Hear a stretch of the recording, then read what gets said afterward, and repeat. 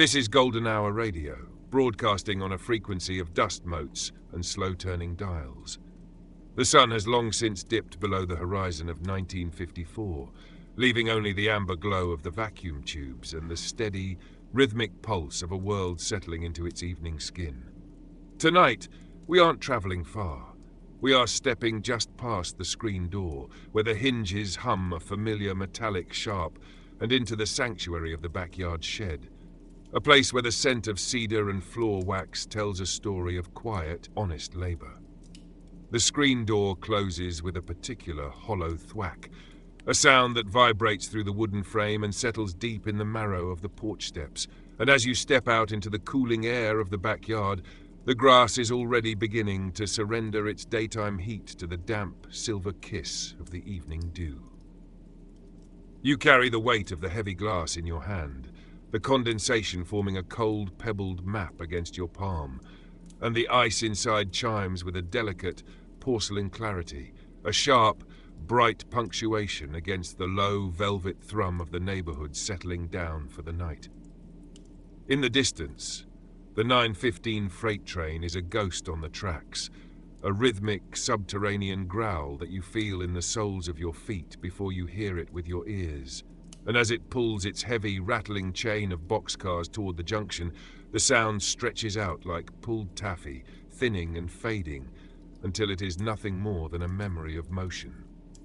You reach the door of the shed, and the wood is rough under your fingertips, the grain raised and weathered by seasons of sun and rain, yet it feels solid, dependable, a silent witness to 1,000 Saturday afternoons. The padlock is cold, a heavy hunk of industrial steel that smells faintly of machine oil and old pennies. And when the key turns, the mechanism gives way with a satisfying oily clack that echoes inside the dark, cavernous ribs of the structure. As the door swings open, the air rushes out to meet you, a thick, intoxicating curtain of scent composed of freshly shorn pine shavings, the sharp, medicinal tang of turpentine, and the ancient, earthy musk of sawdust that has settled into the floorboards over decades. It is a dry smell, a clean smell, a fragrance that speaks of sharp saws and steady hands. And as you reach for the overhead pull string, the small plastic bead at the end of the cord dances against your knuckles with a light, rhythmic tapping. Inside the shed, the light from the single dust-streaked bulb overhead doesn't so much illuminate the space as it carves it out from the surrounding night, casting long architectural shadows that stretch across the workbench and climb the walls, where the silhouettes of handsaws hang like silent, silver-toothed guardians of a bygone era.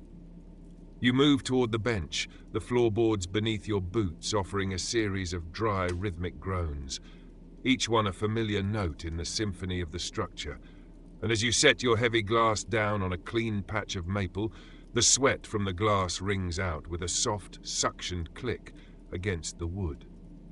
The air in here is a different country.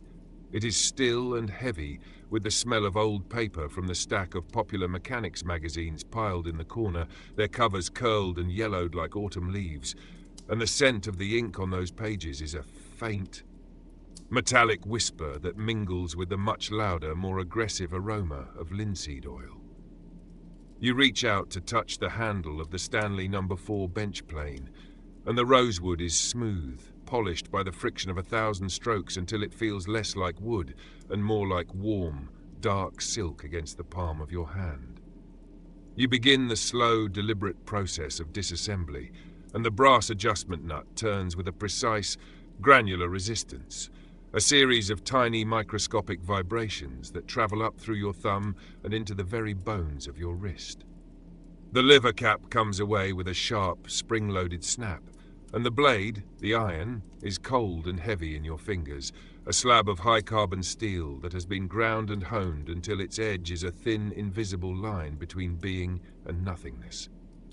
You move to the sharpening station, where the oilstone sits in its wooden box, a dark, porous rectangular block that has been saturated with years of kerosene and fine steel dust, and as you tip the small tin oiler, a single amber bead of oil hangs for a heartbeat, before dropping onto the stone with a silent, spreading grace. The sound of the blade meeting the stone is the quintessential music of the workshop. It is a long, drawn-out hisp, a rhythmic, tidal sound that mimics the breath of a sleeping giant, and with every forward stroke you feel the stone biting into the steel, the friction creating a localized heat that smells of hot metal and burnt earth.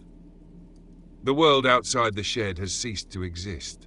There is no Cold War, no suburban sprawl, no ticking of the kitchen clock. There is only the 2-inch width of the blade and the steady, reciprocating motion of your shoulders. You flip the iron over to chase the burr, a microscopic wire of steel that has curled over the edge, and as you draw the flat of the blade across the fine side of the stone, the sound changes to a higher, more delicate whistle, a sound so thin it could almost be a dream of a sound. You test the edge against the hair on your forearm, and the blade moves with a silent, ghostly efficiency, leaving a bald, pale path in its wake. And the sensation is not one of cutting, but of a sudden, clean absence. You begin to reassemble the plane, the parts clicking back into their designated homes with a series of heavy metallic thuds that feel like the closing of a vault.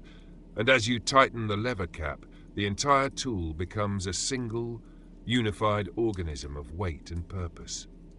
You pick up a scrap piece of white pine, the wood feeling light and porous, its scent a bright, resinous punch of forest air, and you clamp it into the vise with a series of rapid, spinning turns of the handle. The lead screw of the vise hums, a low, mechanical vibration, and the jaws bite into the pine with a soft, crushing sound that suggests both strength and a strange kind of intimacy. You take your stance, feet braced against the sawdust-dusted floor, and you bring the plane to the end of the board, the toe of the tool resting lightly on the surface while the heel remains slightly elevated, and for a second there is a profound, expectant silence in the shed. Then you push. The sound is a magnificent, tearing thrip, a sound like a silk sheet being parted by a hot knife, and from the throat of the plane a single translucent curl of wood begins to emerge, spiraling upward in a tight, elegant coil that is so thin you can see the grain of the workbench through it. This shaving is a miracle of geometry, a continuous ribbon of cellulose that smells of sap and summer rain, and as it falls to the floor, it lands with a sound so faint it is more of a vibration than a noise, a soft, papery sigh. You repeat the motion, the rhythm of your body becoming a pendulum, the forward stroke a surge of controlled power, and the return stroke a light skating glide, and soon the floor around your boots is littered with these white, curly ghosts, a sea of discarded moments that represent the refinement of the wood. The surface of the pine is no longer rough. It is now a shimmering, glassy plane that reflects the dim light of the overhead bulb, and when you run your fingertips across it, the wood feels unnaturally cool, a surface so smooth it seems to repel the very air around it. The air in the workshop has thickened now, a heavy, invisible soup of floating motes and the cooling scent of steel. And as you set the hand plane aside, the heavy thud of its wooden body against the bench resonates through the legs of the table and into the floorboards like a heartbeat. You reach for the marking gauge, a tool of dark, seasoned mahogany, and a brass fence that has turned a deep, antique gold from the oils of your father's hands, and the thumbscrew yields with a dry, gritty protest, a sound like sand shifting in an hourglass. As you slide the fence along the beam, the measurement is not just a number on a rule, but a physical sensation, a calibrated resistance that you feel in the webbing between your thumb and forefinger. And when you finally lock it into place, the click of the brass against the wood is as final and certain as a gavel. You lay the fence against the edge of the board, and as you draw it toward you, the hardened steel pin bites into the grain of the white pine with a high, thin scream, a microscopic tearing of fibers that smells of fresh resin and ancient, sun-dried sap. The line you have left behind is a silver hair, a perfect, linear canyon carved into the pale wood, and you trace it with the tip of a carpenter's pencil, the graphite dragging across the grain with a soft, dusty rasp.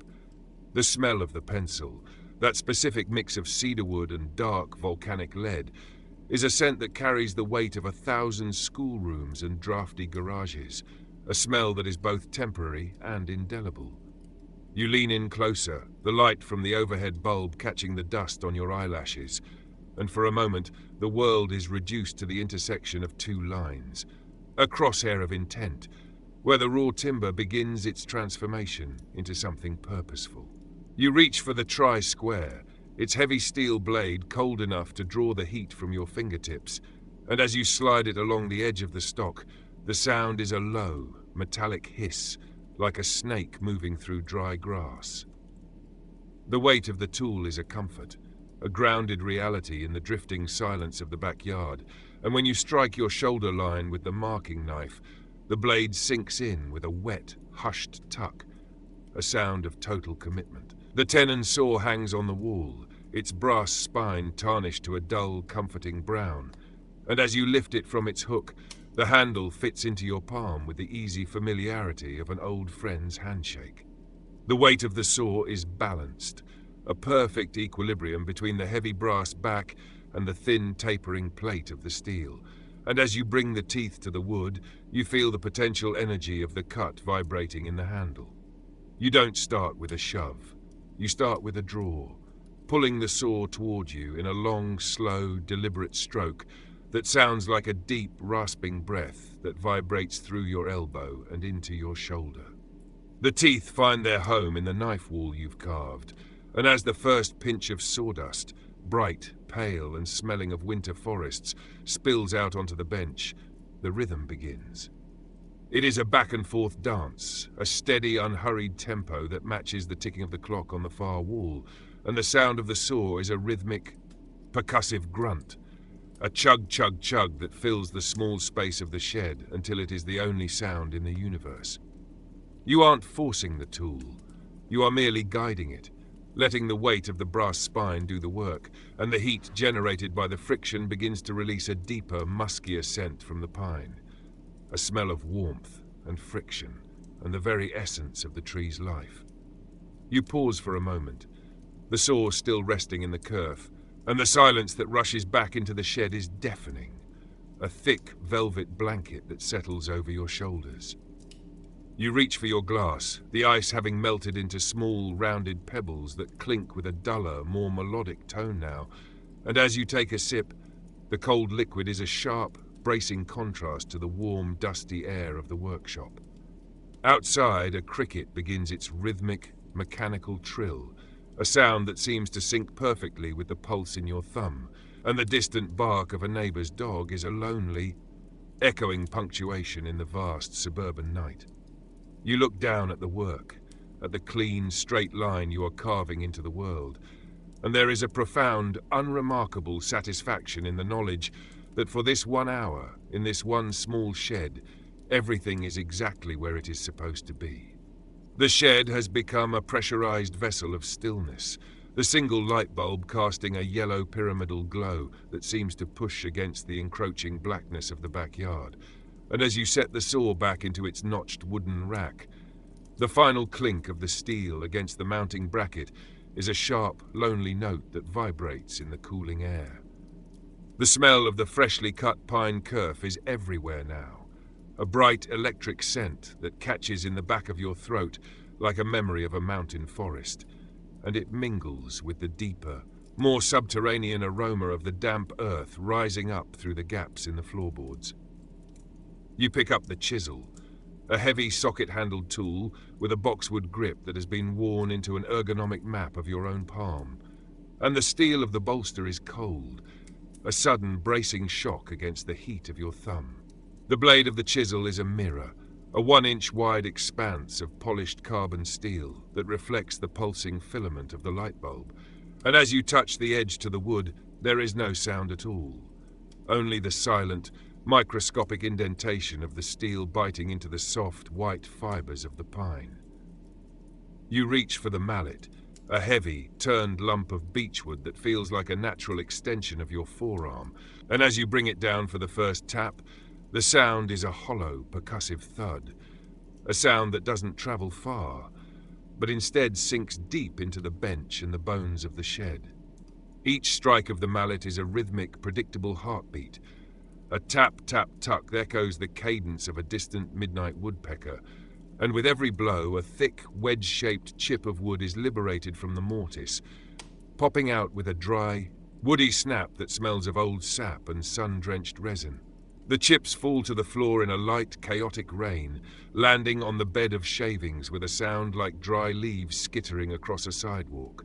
And as you work deeper into the wood, the air inside the mortise becomes a tiny, enclosed chamber of fragrance, a concentrated burst of the tree's inner life. You use the chisel to pare the walls of the joint, the steel moving with a slow, controlled shave that sounds like a long, drawn-out sound of incredible precision that sends a shiver of vibration up through the handle and into the meat of your palm. The tactile feedback is immense. You can feel the difference between the soft, easy grain of the spring wood and the harder, more resistant summer wood, a rhythmic bump and slide that tells you exactly where the tool is in space without you having to look. The heat of your hands is beginning to warm the boxwood handle, releasing a faint peppery scent of aged timber, a smell that is as much a part of the workshop as the tools themselves.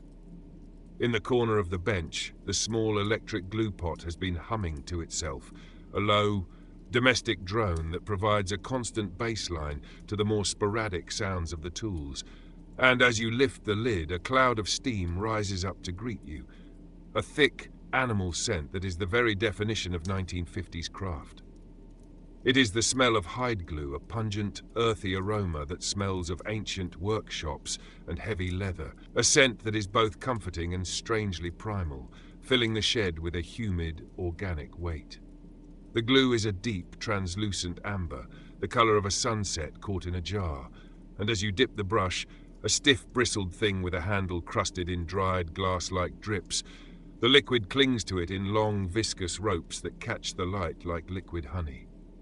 You apply the glue to the tenon, the brush making a soft, wet slap-slap squish against the wood, and the heat of the glue causes the pine to exhale one last, sharp breath of resin, a final olfactory flourish before the joint is sealed forever. The assembly is the moment of truth.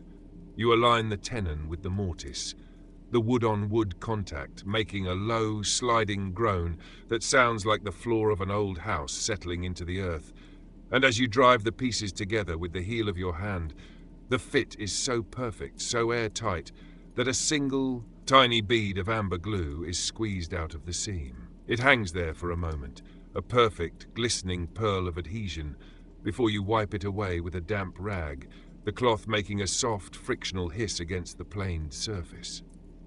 You reach for the bar clamps, long, skeletal reaches of cast iron and steel that hang from the rafters like the ribs of a giant, and as you slide them onto the bench, the metal-on-metal clank-clink is the loudest sound in the night, a sharp industrial intrusion into the organic peace of the workshop.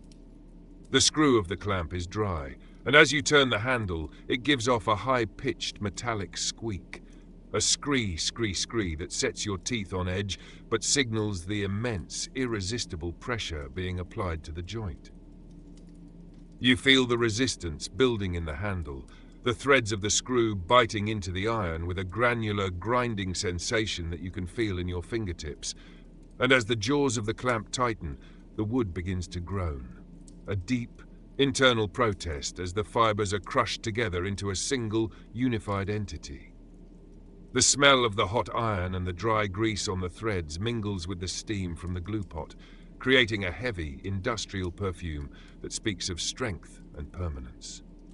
Once the clamps are set, the project sits on the bench like a silent, tethered beast, the steel bars holding the wood in a rigid, unwavering embrace, and the silence that returns to the shed is different now. It is a heavy, expectant silence, the silence of something becoming. You step back, the soles of your boots crunching on the layer of shavings and chips, a sound like walking on dried cornflakes, and you look at the work through the hazy, dust-mote-filled air. You reach for your glass again, and the ice is gone now, leaving only a cold, slightly diluted liquid that tastes of the refrigerator and the quiet passage of time. And as you lean against the heavy timber of the workbench, you can feel the vibration of the neighborhood through the walls. A car passes on the main road 3 blocks away, a long Dopplered hum that rises and falls like a sigh, and the sound is so distant it feels like it belongs to another world. A world of motion and haste that has no place in the still cedar-scented air of the shed. The light bulb overhead flickers once, a brief yellow stutter that makes the shadows of the saws dance on the wall, and in that moment the workshop feels like a sanctuary, a wooden womb where the only thing that matters is the 90-degree angle and the integrity of the grain. You pick up a handful of the shavings from the floor, the wood feeling incredibly light, almost weightless, and as you squeeze them in your fist, they crackle with a dry, papery fragility, releasing one last faint ghost of a scent, the smell of a tree that was cut down before you were born, now finding a new life in the structure of your hands. The night is deep now, the kind of deep that feels like it will never end. And as you look out through the small, dirty window of the shed, the stars are invisible behind a veil of suburban haze, but the glow from the neighbor's porch light is a soft, comforting dandelion of yellow in the dark.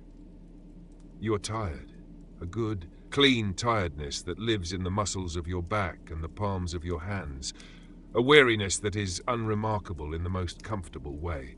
And as you prepare to turn off the light, you take one last long breath of the air of the backyard workshop, the air of post-war America, the air of a world that is settling down to sleep, one joint at a time.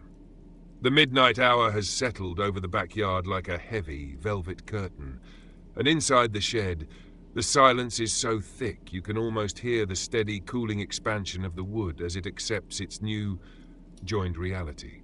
The glue in the joints is beginning to set, transitioning from a liquid honey to a hard, crystalline amber, and as the moisture leaves the adhesive, it releases a final faint whiff of that organic animal scent, a smell that is now a permanent part of the room's history. You reach for the cabinet scraper, a simple rectangular sheet of spring steel that looks unremarkable to the uninitiated, but in your hand it feels alive. A thin, vibrating plate that holds the secret to a surface smoother than any sandpaper could ever hope to achieve. The steel is cold, a biting, industrial chill against your fingertips, and as you flex the blade between your thumbs and fingers, it makes a low, metallic boing, a sound of tension and potential. You lean over the workbench, your shadow stretching out before you like a dark, elongated companion, and you bring the bird edge of the scraper to the surface of the pine. The first stroke is a revelation. Instead of the tearing sound of the saw or the rhythmic thrip of the plane, the scraper produces a sound like a heavy silk ribbon being dragged across a slate, a long, drawn-out hiss that seems to suck the very air out of the room. As the steel bites into the wood, it doesn't create dust. It creates microscopic, gossamer-thin curls that are so light they don't fall to the floor, but instead float for a heartbeat in the warm air before settling on the back of your hands like silver cobwebs. The sensation is one of intense friction. The blade heats up rapidly under the pressure of your thumbs, the temperature rising until the steel feels like a hot coin pressed against your skin, and the smell of the wood changes again. The cool, resinous scent of the pine is replaced by a warm, toasted aroma, the smell of cellulose being burnished by fire and steel. You work in a series of short, overlapping arcs, the rhythm of your breathing syncing with the shh of the blade, and as you move across the grain, you can feel the microscopic imperfections of the wood through the vibration of the metal. Every tiny high spot, every minute ripple left by the plane, is telegraphed directly into your nervous system. And as the scraper shears them away, the vibration smooths out, turning from a gritty chatter into a clean, harmonic hum. The surface beneath the tool begins to transform, the dull, matte finish of the raw timber giving way to a shimmering holographic depth that seems to glow from within, reflecting the yellow light of the bulb in a soft, diffused halo. You set the scraper down, and the ringing of the metal against the maple bench is a sharp, crystalline punctuation that lingers in the air like a ghost, and as you run your open palm across the wood, the sensation is startling. It no longer feels like wood at all, but like a piece of heavy, sun-warmed silk. There is no resistance, no friction, only a cool, glassy continuity that makes your fingertips tingle with a strange, phantom electricity. You reach for a tack cloth, a sticky, resinous piece of cheesecloth that smells intensely of turpentine and old pine tar, and as you wipe the surface, the cloth makes a soft, rhythmic zip, zip, zip sound, snatching up the last of the microscopic shavings. The air in the shed is still, but it feels charged, expectant, as if the wood itself is waiting for the final rite of passage. You move to the shelf where the finishing supplies are kept, a collection of dented tins and glass jars with handwritten labels that have faded to a ghostly grey, and you pick up the heavy round can of paste wax. The lid is stuck, sealed by a ring of dried yellowed wax, and it requires a sharp, twisting grunt of effort to break it free. The sound is a dry, cracking snap that echoes off the low ceiling and dies away in the corners among the spiderwebs. As the lid comes off, the scent that hits you is the very essence of a 1950s home. A thick, creamy blend of beeswax, carnauba, and a sharp, cleaning fluid kick of mineral spirits. It is a smell of polished floors and Sunday mornings, of heavy oak sideboards and the quiet, domestic safety of a world that knows its place. You take a clean cotton rag, an old t-shirt, soft and thin from 100 washings, and you dip it into the wax, the fabric making a soft, squelching sound as it gathers the buttery yellow paste. The application is a slow, circular dance, the rag moving in wide, lazy orbits that mirror the turning of the planets in the dark sky above the backyard. As the wax hits the wood, the color of the pine deepens instantly, shifting from a pale, ghostly white to a rich, honeyed gold that seems to drink in the light of the shed. The sound of the rag is a low, muffled rub, rub, rub, a rhythmic, hypnotic pulse that vibrates through the bench and into your chest. And as you work the paste into the pores of the grain, the scent of the beeswax intensifies, filling the small space with a heavy, floral sweetness that masks the sharper, more aggressive smells of the workshop. You can feel the wax changing under your hand, transitioning from a slick, oily lubricant to a tacky, resisting film as the solvents begin to evaporate into the night air. This is the drag, the moment where the wood begins to fight back, and it requires more pressure, a steady, leaning weight from your shoulder to drive the finish deep into the fibers. The heat of your friction-warmed palm helps the process, the warmth of your body merging with the warmth of the wood. And as you work, a light sweat begins to form on your brow, a salt-tinged moisture that smells of honest effort and the cooling night. You let the wax sit for a few minutes, the silence of the shed returning with a newfound weight, and you take a moment to look out through the screen door. The neighborhood is a sea of shadows, the silhouettes of the elm trees swaying slowly in a breeze you cannot feel inside the shed, and the only sound is the rhythmic, metallic ping of a cooling engine from a car parked in a driveway 2 houses down. It is a lonely sound, but not a sad one. It is the sound of things coming to rest, of the world's gears slowly disengaging for the night. You pick up a fresh, dry cloth, a piece of heavy flannel that feels thick and plush between your fingers, and you begin the final buffing. This is the most unremarkable yet satisfying part of the entire journey. The cloth glides over the waxed surface with a high-pitched, whistling shring, and with every pass, the luster of the wood increases, turning from a matte haze into a deep, liquid shine. The sound is fast now, a staccato rhythm that echoes the quickening of your own pulse. And as the friction builds, the scent of the beeswax releases one last triumphant burst of fragrance. The surface is finished. It is no longer just wood and glue and metal.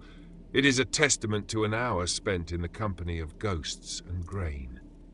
You set the cloth down, and the silence that follows is absolute, a perfect crystalline quiet that feels like the end of a long, beautiful sentence. You look at your hands, covered in a fine patina of wax and wood dust, and you feel a profound sense of comfortable weariness, a tiredness that goes all the way to the soul. The project now sits in the center of the workbench, a finished island of honeyed pine in a sea of dark cast-iron tools, and the light from the overhead bulb seems to pool within the wax, creating a soft, inner glow that defies the deepening shadows of the shed's corners. The air is cooler now, the midnight chill finally winning its battle against the residual heat of your labor, and with it comes a settling of the dust, a slow, invisible descent of microscopic fibers that catch the yellow light like falling stars. You stand for a moment, the weight of the night pressing against the wooden walls, and you begin the final rhythmic ritual of the workshop. The restoration of order, a process as slow and deliberate as the first cut of the saw. You reach for the oil rag, a heavy, saturated piece of felt that lives in a small tin with a rusted lid, and as you pry the tin open, the sound is a dry, metallic creak pop that echoes with a lonely, singular clarity. The smell of the oil is sharp and industrial, a pungent mix of machine lubricant and a hint of wintergreen, and as you wipe the steel plate of the handplane, the sound is a low, sliding whish, the sound of protection being applied against the dampness of the night. You can feel the oil filling the microscopic pores of the metal, a cold, slick barrier that smells of permanence and the prevention of decay. And as you set the tool back into its designated shadow on the wall, the thud of the wood against the rack is a final, heavy heartbeat. You move to the corner where the broom leans against the wall, its handle a smooth, salt-bleached length of ash that has been worn down by decades of use, and as you lift it, the straw bristles make a dry, whispering sound against the rough-sawn planks of the siding. The floor is a chaotic landscape of your labor, curled ribbons of pine, jagged chips from the chisel, and the fine pale powder of the scraper, and as you begin to sweep, the sound is a rhythmic, percussive swish-tuck, swish-tuck. It is the sound of a world being put back together, a slow, tidal movement of debris that gathers in a growing pile near the door, and the smell of the disturbed dust is a final, concentrated exhale of the wood's spirit. The dust rises in a soft sun-gold cloud, tickling the back of your throat with a dry, resinous sweetness, and you watch as the motes dance in the cone of light, swirling in the wake of the broom like tiny, frantic galaxies. There is a profound, unremarkable peace in the motion of sweeping. It is a task that requires no thought, only the steady pendulum swing of your arms and the tactile feedback of the straw catching on the gaps between the floorboards. You feel the grit under your boots, a granular crunch that slowly gives way to the smooth, bare wood of the floor, and as the pile of shavings grows, it becomes a soft, fragrant mound of history, the physical remains of an hour spent in the pursuit of a straight line. You return to the workbench one last time to retrieve your glass, and as you pick it up, the circle of moisture it left behind has almost completely vanished, leaving only a faint, ghostly ring on the wood that smells of damp maple and the ghost of a cold drink. The ice has long since surrendered to the room, and the remaining liquid is lukewarm, a thin, metallic-tasting draught that you swallow with a slow, appreciative gulp, feeling the coldness travel down your throat and settle in your chest like a stone.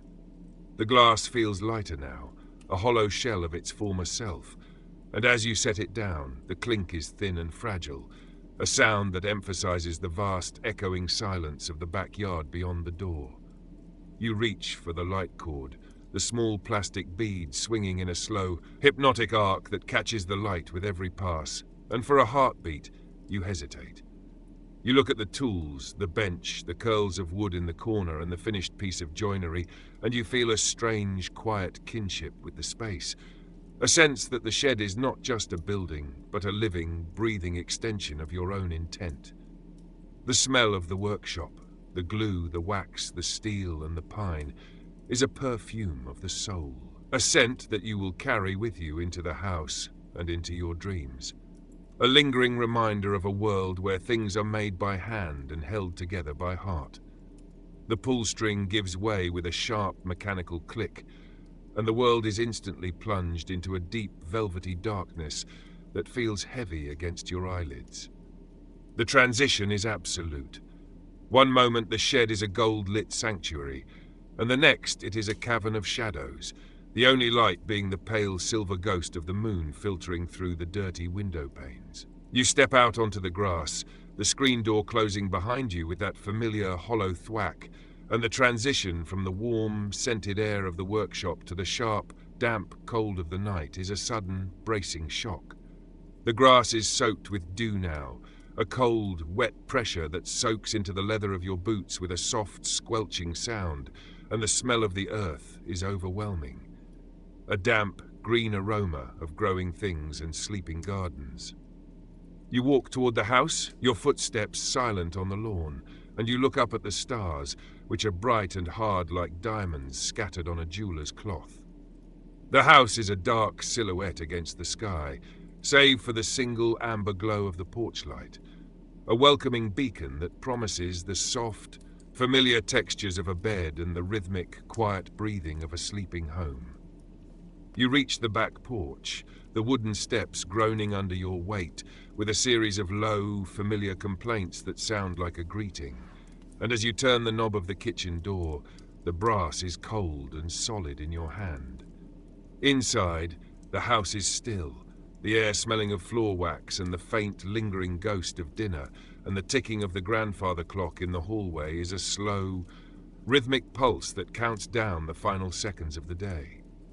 You move through the dark kitchen, your boots making a sharp, echoing clack on the linoleum, and you feel the weariness finally taking hold, a heavy velvet weight that settles behind your eyes and pulls at your shoulders.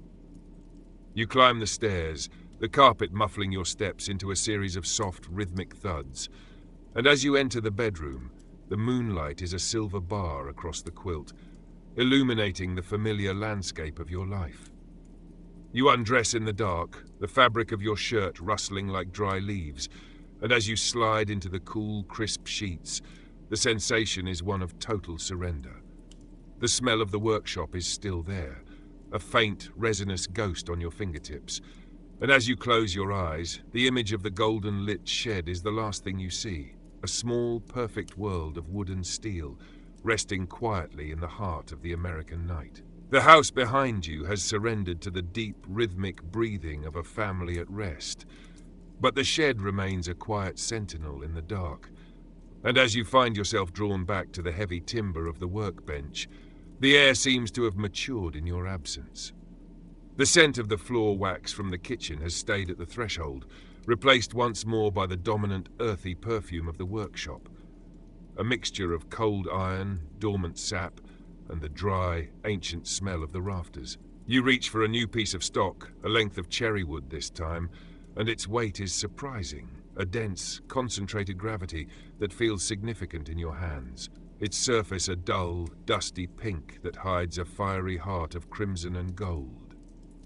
The wood feels cool, almost like stone, and as you run your thumb along the edge, you feel the microscopic jaggedness of the mill marks. A series of rhythmic ridges that vibrate against your skin like a slow-motion record groove. You set the board on the bench, and the sound is a solid, authoritative clump, a sound that says this wood has a density that pine can only dream of. And as you reach for your marking gauge once again, the brass feels warmer now, having retained the ghost of your earlier labor. As you begin to lay out the joinery for this new piece, the scratch of the steel pin on the cherry is different than it was on the pine. It is a higher, more musical note, a scree that sounds like a cricket's wing, and the smell that rises from the fresh scratch is not resinous, but fruity and sharp, a faint, medicinal sweetness that carries the memory of an orchard in a late August heatwave. The cherry is stubborn, resistant to the blade, and you can feel the pushback through the tool. A granular defiance that requires a firmer grip and a steadier eye. You trace the lines with your finger, and the indentation is a clean, sharp valley that feels like a scar on the surface of the earth. You pick up the dovetail saw, its blade so thin it flexes with the slightest pressure, making a light, metallic sound that ripples through the air, and as you align the teeth with your mark, you take a breath that is thick with the smell of the shop. The first cut is a delicate affair, a series of light, nibbling strokes that sound like a mouse behind the baseboards until the teeth find their track. Then, the sound deepens into a steady, rhythmic rasp that feels like it's vibrating in your very teeth, and the dust that spills out is a dark cinnamon red, a fine powder that coats your knuckles and smells of burnt sugar and old leather. The work moves into the removal of the waste, a task that brings the mallet back into the center of the symphony, and the sound of the wood-on-wood strike has changed. The cherry provides a higher, tighter resonance than the pine, that is as clean and precise as a metronome. Each blow sends a shockwave up your arm, a sharp momentary tingle that reminds you of the material's strength, and as the chisel sinks into the end grain, the sound is a wet, crunchy thuck, the sound of fibers being severed with absolute finality. The chips that fly off are not long and curly, but short, brittle shards that clatter onto the bench like a handful of spilled buttons. The smell of the shop is evolving again, the friction of the chisel creating a localized heat that releases the deeper, more complex tannins of the cherry, a smell that is dark and sophisticated, like an old library or a humidor filled with expensive tobacco. You lean into the work, your chest almost touching the bench, and you can hear the tiny, microscopic groans of the wood as it is forced to yield to the steel, a series of high-pitched pings that are almost at the edge of human hearing. The light bulb overhead seems to throb in time with your pulse, its yellow light reflecting off the growing pile of red chips until the workbench looks like it's covered in autumn leaves. The chisel edge has begun to dull, a fact you feel before you see it, as the tool starts to skate across the fibers rather than biting into them.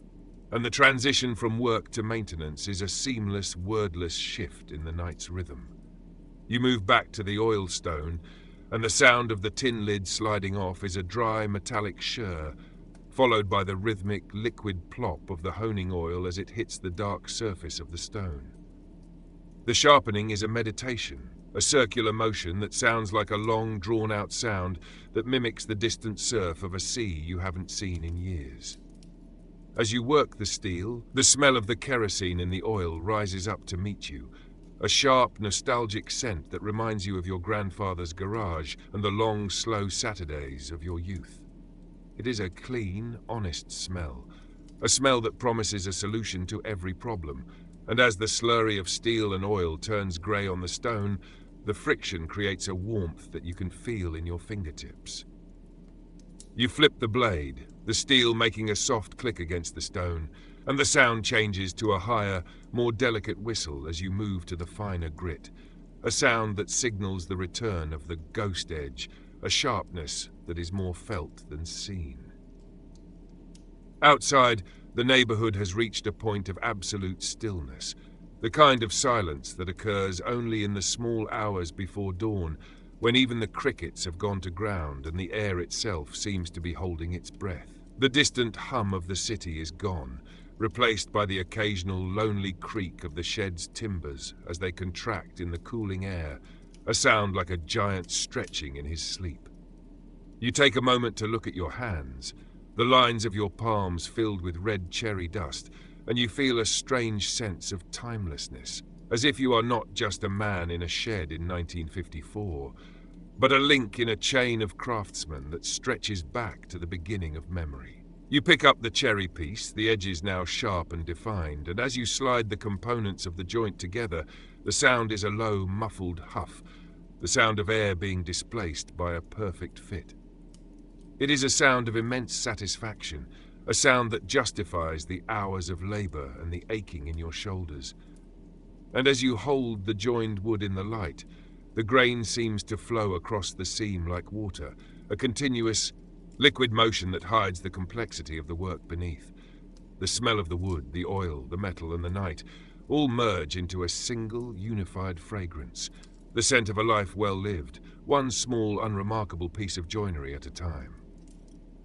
The deep indigo core of the night has finally arrived, that hollow hour where the world feels as though it has been carved out of a single block of silence, and inside the shed, the air has taken on a crisp, metallic edge that makes the scent of the cherry wood seem even warmer by comparison.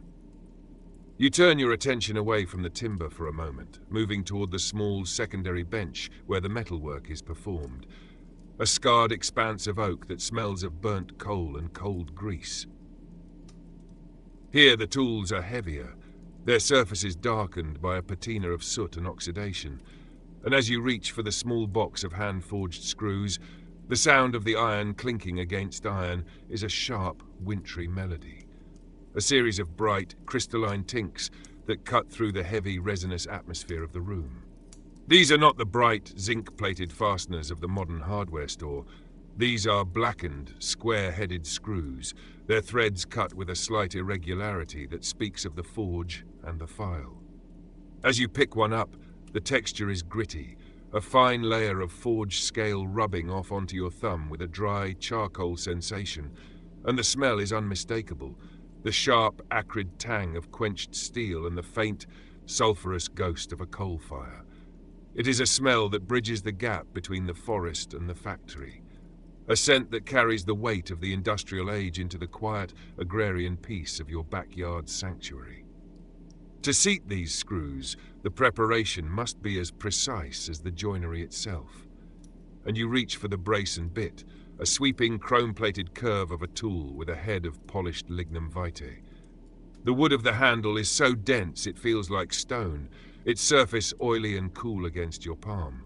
And as you fit the square-shanked drill bit into the chuck, the mechanism locks with a heavy ratcheting clack, clack, clack. You position the tip of the bit against the cherry wood, and the first turn is a slow, grinding movement, the steel teeth biting into the hardwood with a sound like a heavy boot on gravel, a gritty, rhythmic crunch that vibrates up the steel spiral and into the very center of your chest. As the brace begins to swing in its wider centrifugal arc, the sound changes to a more melodic, hollow whir thump, the sound of the lead screw drawing the cutting edges deeper into the heart of the timber. With every rotation, a long, spiraling plume of cherry wood is forced out of the hole, a miniature carving that smells of heated sugar and fresh-turned earth, and the tactile feedback is a steady, pulsating pressure that requires you to lean your weight into the tool. You can feel the heat of the friction traveling through the bit, a localized warmth that begins to thin the lingering scent of the machine oil, replacing it with the sharp, clean aroma of severed fibers and the ancient mineral smell of the earth that once nourished the tree. The holes are bored, clean and deep, and you pick up the heavy wooden-handled screwdriver, its tip filed to a perfect flat taper that matches the slots of the forged screws. This is a slow business. There is no mechanical hum here, only the raw leverage of your wrist and the physical dialogue between the steel and the wood. As you insert the first screw, the sound of the threads catching is a high-pitched, metallic screep, a sound of immense friction that signals the beginning of the compression. You turn the handle, and the resistance is immediate, a heavy, granular pushback that makes the muscles in your forearm stand out in sharp relief under the yellow light of the bulb. The smell of the forge-blackened iron intensifies as it heats up under the pressure of the drive, a smell of hot metal and dry grease that mingles with the ever-present scent of the cherry. Each quarter turn is a victory, a slow, deliberate movement that sounds like a dry floorboard complaining underfoot, a rhythmic creak, creak, creak that echoes the ticking of the clock in the distant house. You can feel the screw pulling the two pieces of wood together, the joint closing with a slow, irresistible force that makes the wood groan deep in its marrow, a sound of structural integrity being born in the dark of the night. When the head of the screw finally seats itself, flush with the surface of the wood, the sound is a final, muffled thud, a sound of total completion that resonates through the bench and into the floor. You run your finger over the iron, and it is warm to the touch, a small, localized sun of friction heat that will take minutes to cool. The contrast between the dark, industrial iron and the warm, honeyed cherry is a visual poetry of the workshop, a marriage of the earth's minerals and the forest's growth, held together by the steady, unremarkable labor of your own hands. The work on the secondary bench is done, and you take a moment to look at the project as a whole, the iron hardware glinting in the low light like dark jewels set in a crown of timber. The silence of the shed has deepened, if that is even possible, reaching a point where you can hear the faint, microscopic tick-tick of the cooling metal as it contracts back into its resting state. It is the sound of a job well done, a series of tiny metallic sighs that signal the end of the night's most strenuous labor. You pick up a scrap of leather, an old piece of a belt, and you use it to buff the heads of the screws, the leather making a soft, frictional hiss that smells of animal hide and old dust. The air in the shed is now a complex tapestry of scents: the cherry, the pine, the iron, the oil, and the lingering floral sweetness of the wax from the previous hour, all woven together into a single, intoxicating fragrance that represents the very essence of the 1950s workshop. It is a smell of stability, of things that are built to last, of a world where the speed of the machine has not yet overtaken the pace of the human heart. You lean back against the bench, your muscles humming with a quiet, satisfied ache, and you look out the small window toward the horizon, where the very first, almost imperceptible hint of grey is beginning to soften the edges of the black sky. The night is not quite over, but its character has changed. The weary quality of the late-night FM radio tone has shifted into something more reflective, more grounded. You reach for the oil can one last time, the small, thumb-operated pump making a rhythmic click-squish as you apply a final drop to the threads of the brace's chuck. The sound is a tiny, domestic punctuation in the vastness of the shed, a promise that the tools will be ready when the sun eventually climbs over the neighbor's roof. You are tired, yes, but it is a tiredness that feels like a reward, a physical manifestation of the progress you have made in these quiet, solitary hours. As you begin to gather your things, your movements are slower, more reverent, as if you are moving through a space that has become hallowed by the effort expended within it. The smell of the morning is beginning to seep through the cracks in the door, a scent of wet stone, cold dew, and the sharp, ozone-like clarity of the pre-dawn air, but the warmth of the workshop remains, a lingering embrace of cedar and steel. You take one last look at the workbench, at the tools in their racks and the project in its clamps, and you realize that this unremarkable hour in a backyard shed has been the most remarkable part of your day.